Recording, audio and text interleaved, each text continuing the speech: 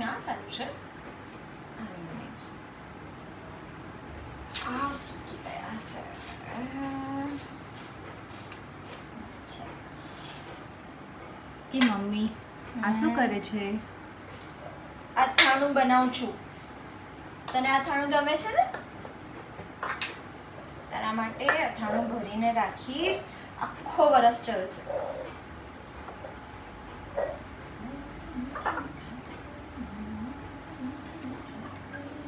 હું થોડુંક ખાઈ જો. આમ કાચા ખાતી રહીશ તો હું અથાણું શાનું બનાવીશ? તારા મગજનું? હે? હવે નહીં ખાઈશ.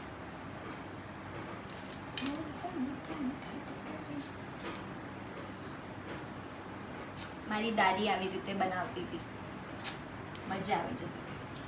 સમર વેકેશનમાં એમની જોડે બેસીને તો ઓહો. તારા માટે પણ બનાવીશ.